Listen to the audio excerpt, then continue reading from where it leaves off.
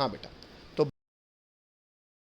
पहला vertical carbohydrates, carbohydrate में स्टामा करके डाला इंट्रोडक्शन, इंट्रोडक्शन में लिखेंगे बच्चों पॉइंट नंबर 1, पॉइंट नंबर 1 में इंग्लिश लिखेंगे द कार्बोहाइड्रेट्स में be defined as optically active polyhydroxy aldehydes or ketones or the compound which produce such units on hydrolysis. Full stop. इतना लिखो तो हाँ बोलो। इस पॉइंट को ही कंटिन्यू करके पहले इंग्लिश पूरी करेंगे, पैराग्राफ चेंज करके नेक्स्ट लाइन से लिखेंगे carbohydrates are utilised as the storage molecules in the form of starch in plants and glycogen in animals. Full stop. It is found in liver, muscles, brain, in our body, and when body requires glucose, the enzyme break glycogen to glucose. Full stop.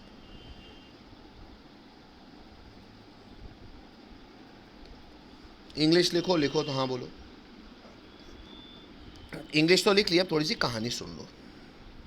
कहानी ये है बेटा कि सच्चाई है वैसे, शायद aldehyde और कीटोन क्या होता है हम जानते हैं। सर अल्डिहाइड होता है एक डबल बॉन्डेड ऑक्सीजन कार्बन से जुड़ा हो और कार्बन के पास कम से कम एक हाइड्रोजन हो और बाकी उसकी वैलेंसी में जो भी लगा हो, अल्काइल ग्रुप होना चाहिए, कार्बन की चेन होनी चाहिए। ऐसे कंपाउंड को हम अल्डिहाइड कहते हैं और अगर दोनों तरफ अल्काइल ग्रुप हो जाए तो वो कीटोन हो जाएगा। अल्डिहाइड हो या कीटोन हो, एक चीज़ उसमें हमेशा मौजूद रहती है, उसे कहते हैं बेटा कार्बोनाइल ग्रुप। क्या कहते हैं? तो सबसे पहले किसी भी चीज़ को कार्बोहाइड्रेट होने के लिए प्राइमरीली उसमें या तो अल्डिहाइड का फंक्शनल ग्रुप या तो कीटोन का फंक्शनल ग्रुप यानी कि कार्बोनाइल ग्रुप मौजूद हो। अच्छा, और कार्बोनाइल ग्रुप से अकेले काम नहीं बनेगा, उसके बाकी के जो अल्काइल ग्रुप्स हैं उसमें कम से कम एक में OH हो और बल्कि एक से ज़्यादा में हो। क्यों? क्योंकि एक से ज़्यादा यानी कि अगर हम प्लूरल में बात करेंगे तब ना मैं कहूँगा कि एक हाइड्रोक्सी नहीं है, दो नहीं है, काफ़ी ज़्यादा हाइड्रोक्सी ग्रुप लगा हुआ है, तो नाम आ जाएगा पॉलीहाइड्रोक्सी। ये पॉलीहाइड्रोक्सी की इंग्लिश समझ में आती है? हेलो? तो कभी भी तुम्हें आज से अगर कार्बोहाइड्रेट खुद को बुलवाने के प्रयास करना है तो तुम्हारे मॉलिक्यूल में एक से ज़्यादा OH लगे होने चाहिए, पॉलीहाइड्रोक्सी होने चाहिए, और फंक्शनल ग्रुप अल्डिहाइड या कीटोन होना चाहिए। अच्छा, ये तो हो गया तुम्हारे स्ट्रक्चर की पहचान, ये तो हो गए तुम्हारे ढांचे की पहचान।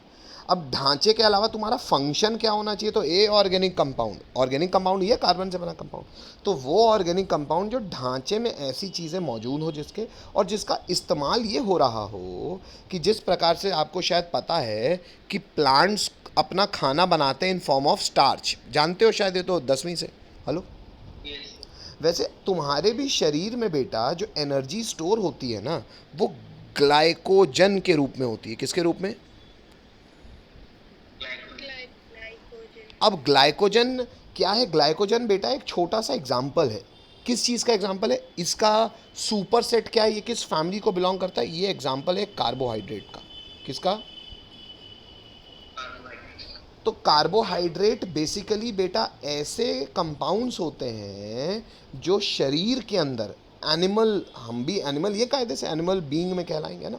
प्लांट्स में तो फूड स्टोरेज यूनिट होती है स्टार्च, वैसे ही हमारे अंदर जो स्टोरेज यूनिट होती है वो होती है कार्बोहाइड्रेट। क्या होती है? और कार्बोहाइड्रेट किसी भी समय इसका हाइड्रोलिसिस करके आप इससे ग्लूकोज क्रिएट कर सकते हो। ग्लूकोज भी एक प्रकार का कार्बोहाइड्रेट ही है। मतलब सर कार्बोहाइड्रेट्स के क्लासिफिकेशन होंगे, हाँ बेटा अभी करवाऊंगा आगे, पर मोर और लेस कार्बोहाइड्रेट क्या है एक बार फिर से बोल देता हूँ। कार्बोहाइड्रेट एक ऐसा ऑर्गेनिक कंपाउंड है जिसमें अल्डिहाइड या कीटोन का फंक्शनल ग्रुप होना चाहिए, पहली बात। हेलो? दूसरी बात, जिसमें एक से ज़्यादा OH के ग्रुप होने चाहिए। तीसरी बात, जिसका काम हो कि वो एनर्जी स्टोर करके रख सकता है खुद में। हेलो? हेलो? और पॉली का शब्द एक्चुअली जो पॉली हाइड्रोक्सी मैंने लिखा है वो इसलिए लिखा है क्योंकि जनरली बेटा कार्बोहाइड्रेट एक पॉलीमर होता है। क्या होता है? पॉलीमर का अर्थ होता है बेटा बहुत सारे यूनिट्स एक साथ जुड़े होना, इज अ पॉलीमर। तो ये मोर और लेस कार्बो, अभी सर और थोड़ा और रोशनी डालो बात पे, डाल रहा हूँ, अभी तो मेरे को कहानी शुरू करनी है, अभी तो मैंने केवल आपको डेफिनेशन समझाई है। आगे बढ़ सकता हूँ मैं? बोलना पड़ेगा। श्योर।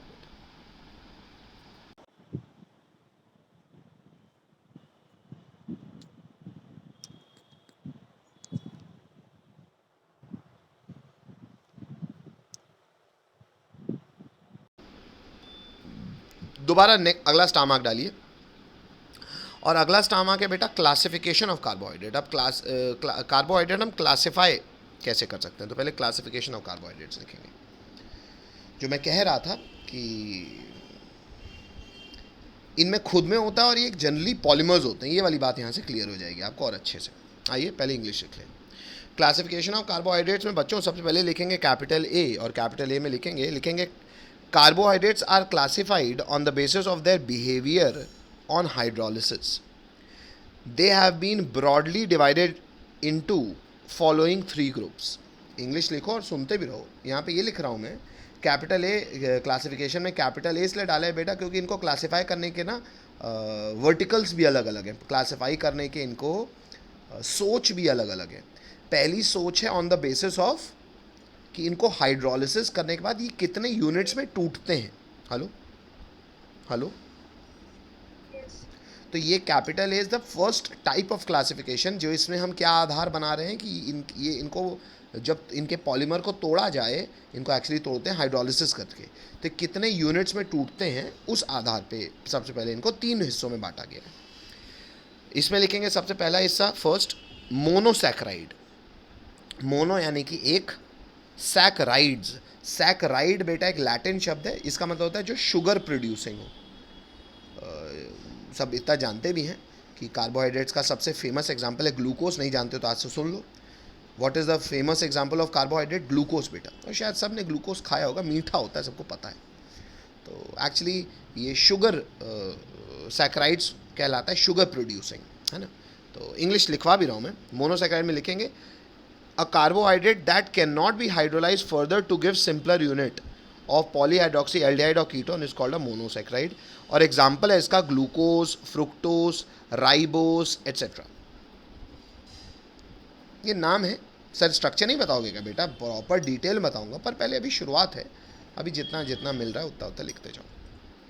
एक बार बोल भी देता हूँ मैं। मोनोसैकराइड ऐसे कार्बोहाइड्रेट्स को कहते हैं जिनको तुम भले जितना हाइड्रोलिसिस कर लो, जितना तोड़ने की कोशिश करो, ये एक्चुअली बने ही केवल एक यूनिट से होते हैं। यूनिट कैसी होगी? यूनिट वही होगी क्या? एक से ज़्यादा OH भी होंगे और एल्डिहाइड या कीटोन का फंक्शनल ग्रुप भी होगा, तो पॉलीहाइड्रोक्सी एल्डिहाइड या कीटोन ही होगा। लेकिन केवल हाइड्रोलिसिस करके भी और ऐसे यूनिट्स में नहीं टूटेगा, वो इकलौता अकेला ही होगा, तो उसे कहेंगे मोनो, यानी कि single unit, single saccharide. Hello, monosaccharide. दिक्कत है तो बोलो, नहीं तो समझ में आता है तो पहले हाँ बोल दो, फिर लिखते रहना। ठीक है, लिखो तो हाँ बोलो। मोनोसैकराइड में लिखना है नेक्स्ट लाइन से, दे आर स्वीट, भाई ये मीठे होते हैं, कॉमा, एंड क्रिस्टलाइन। ये मीठे होते हैं और रूम टेम्परेचर में इनके सॉलिड पाए जाते हैं। क्रिस्टलाइन शायद आप सॉलिड स्टेट पढ़े तो पता भी है, तो क्रिस्टल के रूप में पाए जाते हैं। एंड सबसे ज़रूरी बात, आर कॉल्ड या आर ऑल्सो कॉल्ड, इनको मोनोसैकराइड के अलावा या कार्बोहाइड्रेट्स के अलावा हम इन्हें, दे आर ऑल्सो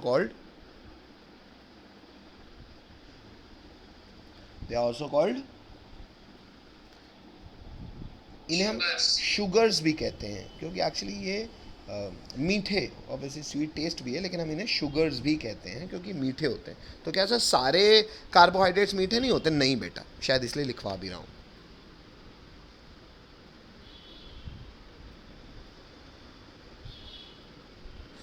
तो ये मीठे होते हैं, रूम टेम्परेचर में इनके सॉलिड के रूप में पाए जाते हैं और इन्हें शुगर कहते हैं, शुगर भी कहते हैं। हटा दूँ, आगे बढ़ सकता हूँ? चलो बेटा, कोई रोक नहीं रहा है। बच्चों यहाँ पे हमने क्लासिफिकेशन कर लिया है ऑन द बेसिस ऑफ कितने हाइड्रोलिसिस पास कितने यूनिट में टूटता है वो। तो पहला हो गया मोनोसैकेराइड, दूसरा लिखेंगे इसी आधार पे, दूसरा लिखेंगे ओलिगोसैकेराइड। ओलिगोसैकेराइड स्पेलिंग दिख रही है सबको, OLIGO, ओलिगो, और सैकेराइड तो ऊपर ही लिखा हुआ है SACCHARIDES,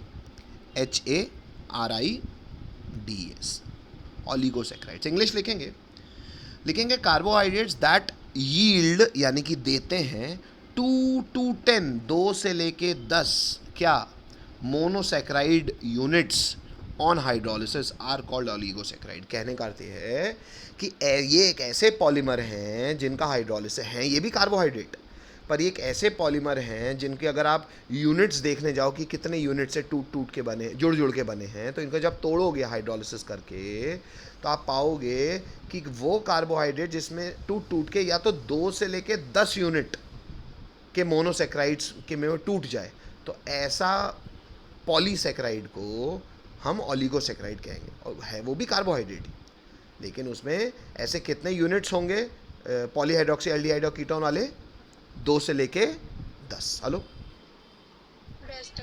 तो अगर इंग्लिश पूछने वाला कोई बच्चा मुझे कहेगा कि सर मान लो कोई कार्बोहाइड्रेट 2 यूनिट्स में टूट रहा है, तो क्या मैं उसको डाइसैकेराइड कह सकता हूँ? तो इसका जवाब मुझे देना पड़ेगा क्या आपको?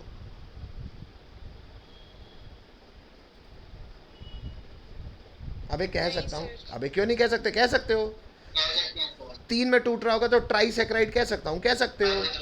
4 में टूट रहा होगा तो टेट्रासैकेराइड कह सकता हूँ, कह सकते हो। अरे यार, लेकिन 2 से लेके 10 को एक कॉमन नाउन दिया हुआ है इन्होंने। हेलो हेलो, हाँ, तो इंग्लिश की भाजिए, कॉमन सेंस और इंग्लिश के भाजिए मत फाड़ देना, ऑब्वियस सी बात है।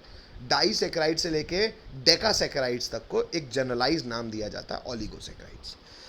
कुछ एग्जाम्पल जान लीजिए बच्चों, एग्जाम्पल ओलिगोसैकेराइड्स के। एक्चुअली सच्चाई में डाइसैकेराइड्स के ही एग्जाम्पल दे रहा हूँ आपको, क्योंकि वही फेमस है नेचर में और आपको स्कूलों में, बोर्ड में, मेंस में पूछे भी जाते हैं। एग्जाम्पल है बेटा सुक्रोस, माल्टोस, लैक्टोस एट्सेट्रा। नाम बहुत ज़रूरी है सर, इसके फॉर्मूले और मूल्य तो बता नहीं रहे ना, बताओगे क्या? सब बताऊंगा, सब्र सब्र। तो सुक्रोस, माल्टोस, लैक्टोस एट्सेट्रा, और ये सब हैं क्या, कौन से सैकेराइड हैं? देखो लिखा भी है मैंने, कैसे हैं? छापो तो हाँ, बोलो दिक्कत हो तो पूछो। लिखने के पहले मेरी एक बात ये सुनो कि पहले बेटा अभी हम अल्डिहाइड कीटोन नहीं पढ़ा है, तो मैं आपको इसे अलग से बता दे रहा हूँ। बेटा अल्डिहाइड कीटोन के साथ ना एक बहुत अच्छी टेस्ट, बहुत बहुत फेमस टेस्ट है अल्डिहाइड कीटोन के साथ। अल्डिहाइड कीटोन में कौन सा फंक्शनल ग्रुप देखा जाता है बेटा? कार्बोनाइल ग्रुप, बता चुका हूँ ये। हेलो,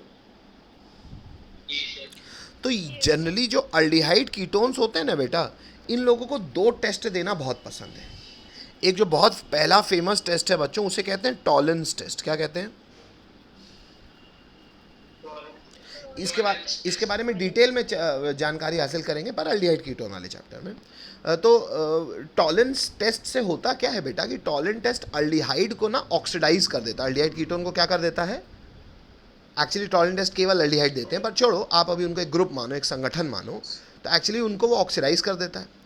और ऑक्सीडाइज करके आपको कैसे पता चलेगा कि सामने वाला व्यक्ति ऑक्सीडाइज हुआ है? ऑक्सीडाइज करके ना टॉलेंस रीजन खुद रिड्यूस हो जाता है और सिल्वर मिरर क्रिएट करता है।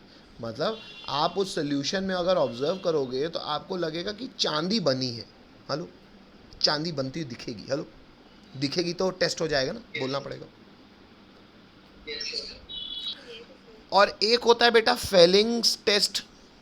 फेलिंग्स टेस्ट के भी रिएजेंट में अल्डिहाइड कीटोन बताऊंगा। बस आपको ये पता होना चाहिए, अगर कभी अल्डिहाइड कीटोन ने फेलिंग टेस्ट कंफर्म कर दिया है, दे दिया है, तो आपको ना एक रेड प्रेसिपिटेट बनता हुआ दिखेगा। तो अगर दिखता है तो मतलब फेलिंग टेस्ट हो गया है। हेलो, तो ये भी टेस्ट हो सकता है। हेलो, क्योंकि दिख रहा है, फिजिकल प्रमाण। हेलो, अच्छा। At the end of the day Tollens reagent और फेलिंग रिएजेंट दोनों क्या करते हैं अल्डिहाइड कीटोन के साथ? उसको ऑक्सीडाइज करते हैं। क्या करते हैं?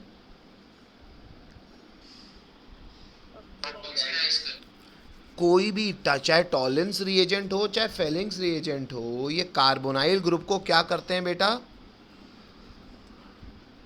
ऑक्सीडाइज करके एसिड बना देते हैं। हेलो?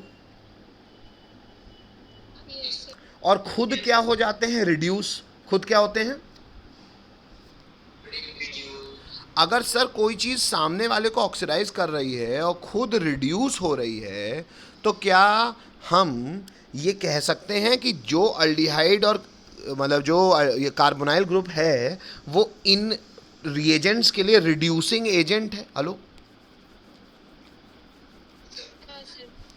अच्छा, तो क्या कार्बोहाइड्रेट्स, क्योंकि इनमें भी अल्डिहाइड कीटोन का फंक्शनल ग्रुप होता है, तो क्या ये भी टॉलेंस ऑफ फेलिंग को रिड्यूस कर सकते हैं? हेलो? हेलो? अब कार्बोहाइड्रेट्स के रूप में बेटा कुछ कार्बोहाइड्रेट ये कर पाते हैं और कुछ नहीं भी कर पाते हैं, इसीलिए कार्बोहाइड्रेट्स का एक और क्लासिफिकेशन आ गया है। जो रिड्यूस कर पाए उसे कहूंगा मैं रिड्यूसिंग शुगर। और जो रिड्यूस नहीं कर पाए उसे कहूंगा मैं। Non reducing. बात समझ में आती है? चलो, हाँ। तो कॉपी को अब आपने जो दो हिस्सों में बांटा है, अब आप इंग्लिश लिखने के लिए हम तैयार हैं। बेटा फर्स्ट पॉइंट ये लिखेंगे रिड्यूसिंग शुगर में, लिखेंगे those sugar which reduce Fehling's and Tollens solution are called reducing sugar, और those which do not reduce these reagents are called non reducing. आसान सी बात है, बोलना पड़ेगा पहले, लिखो बाद में, पहले बोलो। Yes sir. अच्छा, अब रुक जाओ, रुको, लिखो ना मत, पहले सुन लो। दूसरा पॉइंट में लिखेंगे all monosaccharide and disaccharide except sucrose are reducing sugar. मतलब जितने भी मोनोसेक्राइड और डाइसेक्राइड्स आप जानते हो, आपने लिखे हैं, वो सब क्या हैं? Reducing sugar. एक आदमी को छोड़ के। किसको? सुक्रोज। क्यों नहीं है वो भी आगे पता चलेगा, वो क्यों नहीं है, ये क्यों है, सब आगे पता चलेगा, फिलहाल जानकारी मिल रही है आपको केवल। और यहाँ पे लिखेंगे all polysaccharides are non reducing carbohydrates या शुगर। मतलब हर पॉलीसेक्राइड, मतलब इनके अलावा बाकी सारे, भाई मोनो और डाई में भी सुक्रोज छोड़ के केवल वही रिड्यूसिंग शुगर है। बाकी सारे पॉलीसेक्राइड्स और बाकी बचे हुए ओलिगोसेक्राइड सब वो क्या हैं? Non reducing. Hello? Yes sir. बस इतना लिखो तो हाँ बोलो। शुरू भी है स्टामा करके, हम अब हर पॉलीसेक्राइड को पढ़ेंगे अलग से, हर कार्बोहाइड्रेट को पढ़ेंगे। मतलब पहला कार्बोहाइड्रेट है मोनोसेक्राइड का पहला एग्जांपल ग्लूकोज, वो हमारा स्टामक है। बिना किसी 1 2 3 4 ABCD के पहले इंट्रोडक्टरी इंग्लिश लिखेंगे ग्लूकोज के लिए। लिखेंगे it occurs freely in nature as well as in the combined form. कहता है जो ग्लूकोज है, लिखते भी रहो सुनते भी रहो, कि जो ग्लूकोज है नेचर में ना ग्लूकोज के रूप में भी मौजूद है, ईश्वर ने बनाया है, और कंबाइंड फॉर्म में भी मौजूद है। मतलब कई पॉलीसेक्राइड्स को जब आप तोड़ो का टेक्निकल मतलब है हाइड्रोलिसिस करो, तो जब वो अपने छोटे छोटे यूनिट्स में टूटेंगे तो भी वो कई बार बहुत सारे टूट के ग्लूकोज भी बनाते हैं एज मोनोसेक्राइड। Full stop. आगे लिखेंगे it is present in sweet fruits and honey, भाई मीठे फलों में है और शहद में है। It is an aldohexose also called dextrose as it occurs optically active as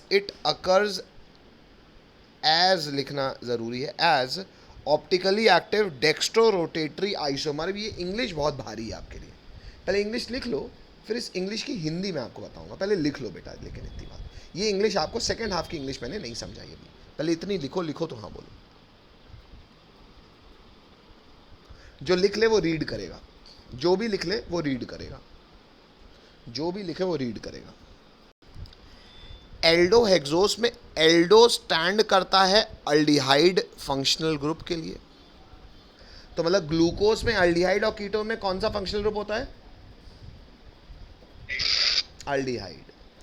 और हेक्सोस का मतलब है 6 हेक्स शायद आप जानते भी हो, 6 कार्बन की चेन का 6 कार्बन की चेन का ये एक मोनोसेक्राइड है। Hello hello.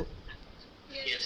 अच्छा, इसे डेक्सट्रोज भी इसलिए कहते हैं क्योंकि ये ऑप्टिकली एक्टिव होता है। और कैसा होता है इसकी optical activity? Dextro rotatory, hence the word dextro.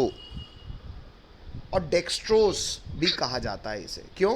क्योंकि इसकी ऑप्टिकल एक्टिविटी डेक्स्ट्रो रोटेटरी होती है। Hello hello Yes, sir. Hello. जी सर। अब मैंने आपको अल्काइल अराइल हलाइड में शायद इतना तो पढ़ाया ही है कि कोई भी कंपाउंड अगर लाइट के प्लेन को रोटेट करने की क्षमता रखता है तो उसमें एक चीज़ निश्चित है, एक ऑप्टिकल स्टीरियो सेंटर होगा।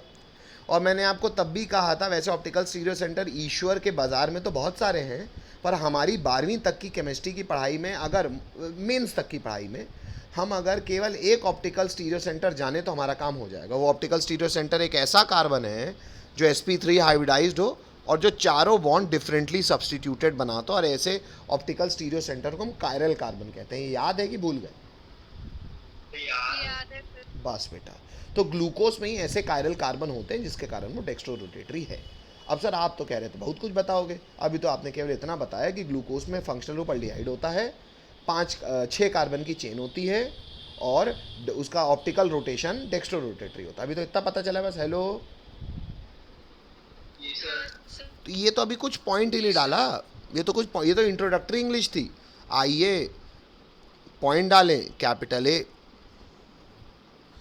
अब सबसे पहले हम ग्लूकोज को बनाने के तरीके सीखेंगे। तो कैपिटल ए है प्रिपरेशन ऑफ ग्लूकोज। प्रिपरेशन में पहला प्रिपरेशन सीखेंगे फर्स्ट फ्रॉम सुक्रोज।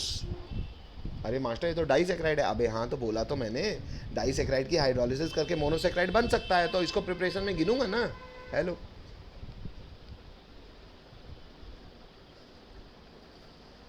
हेलो। क्या सर, एक बार फिर से बोलिए. प्रिपरेशन ऑफ ग्लूकोज का पहला प्रिपरेशन है फ्रॉम सुक्रोज। अब कैसे होगा वो बता रहा हूँ, ये बोला मैंने। हो गया। कोई रोक रहा है?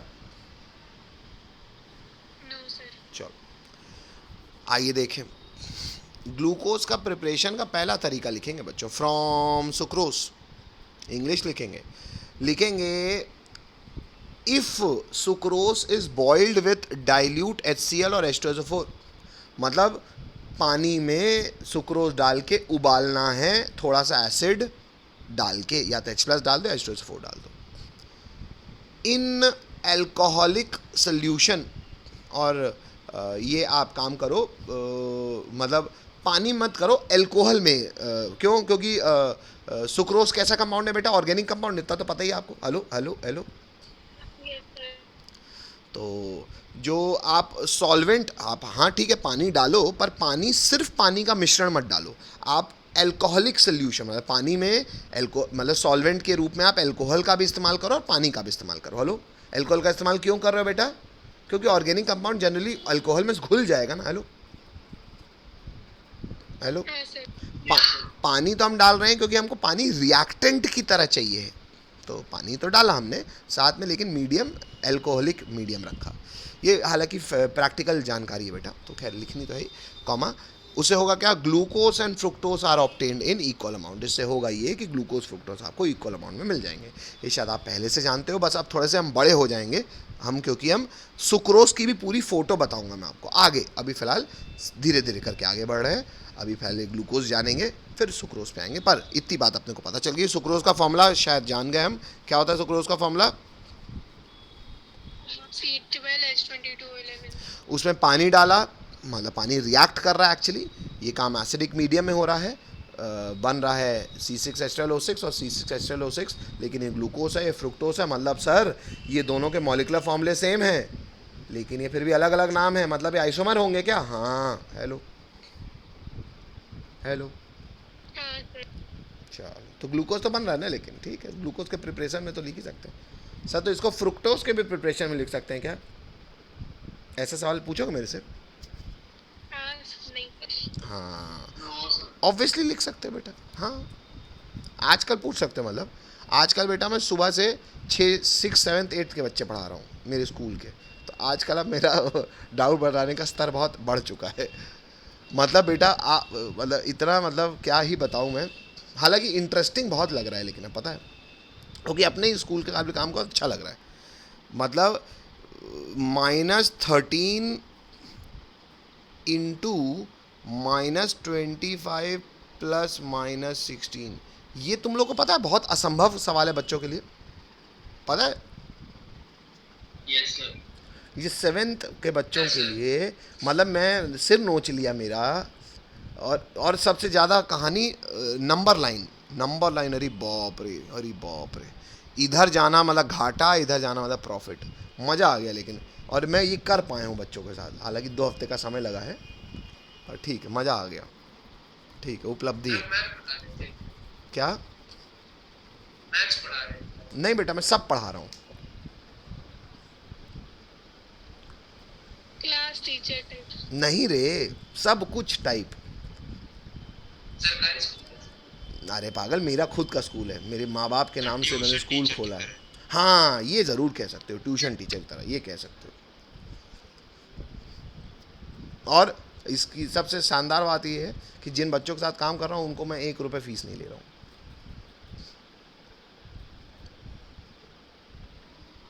तो बहुत शानदार है, लेकिन मज़ा आ रहा है। इंग्लिश पढ़ाई मैंने 2 हफ्ते, फिर 2 हफ्ते इंग्लिश, हालांकि ग्रामर बहुत अच्छी हो गई इस चक्कर में मेरी, बहुत दिनों से ग्रामर पढ़ी नहीं थी।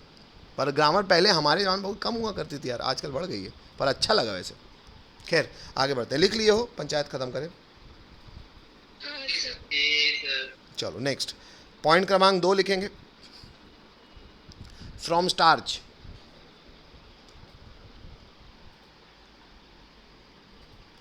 फ्रॉम स्टार्च में इंग्लिश लिखेंगे commercially glucose is obtained by hydrolysis of starch by boiling it with dilute H2SO4 at 120 degree Celsius. Starch क्या होता है बच्चों? स्टार्च एक पॉलीमर है। What is a polymer? Polymer मतलब जिसमें एक जैसे बहुत सारे यूनिट्स जुड़ के बना हो। जैसे ईथीन आप जानते हैं, बहुत सारा ईथीन जुड़ जाता है, बन जाता है पॉलीईथीन, पॉलीथीन, है ना। पॉलीमर्स भी चैप्टर है, पढ़ेंगे हम, फिलहाल टर्म 1 में नहीं है, तो आगे देखेंगे। वैसे ही एक पॉलीमर है C6H10O5, होल N रिप्रेजेंट कर रहा है कि ऐसे N यूनिट्स जुड़े हुए हैं। इतनी बात हजम होती है? हाँ बोलना पड़ेगा पहले, लिखो बाद में। हाँ ये फॉर्मूला होता है बच्चों स्टार्च का और सेलुलोज का, दोनों का। लेकिन ये मैंने बता दिया, स्टार्च और सेलुलोज दोनों का फॉर्मूला, पर हमको प्रिसाइसली किसका इस्तेमाल करना है? स्टार्च का। तो क्योंकि इंग्लिश लिखी है ना स्टार्च का हाइड्रोलिसिस करोगे तो sir polymeric n polymeric chain है, तो एन मॉलिक्यूल्स ऑफ वाटर लगेंगे, और वाटर क्या करेंगे? इनको तोड़ते जाएंगे। कैसे? एसिडिक मीडियम में इतना टेम्परेचर, इतने प्रेशर में क्या बन जाएगा? एन मॉलिक्यूल्स ऑफ ग्लूकोज बन जाएंगे। अगर आप स्टोइशियोमेट्री देखो तो बेटा बैलेंस भी होगी, चेक कर लो। सर लेकिन स्टार्च कैसा है, पानी कैसे जुड़ेगा, ग्लूकोज कैसे बनेगा, ये आपको स्टार्च भी मैं फिर से अलग से बनाऊंगा स्ट्रक्चर के साथ, तो पता चल जाएगा। फिलहाल ग्लूकोज इससे बन रहा है, हमारे लिए जानकारी है, और स्ट्रक्चर ऑफ ग्लूकोज समझ में आएगी। हाँ ठीक है ना, इतना लिखो तो हाँ बोलो तो बाय बाय करो।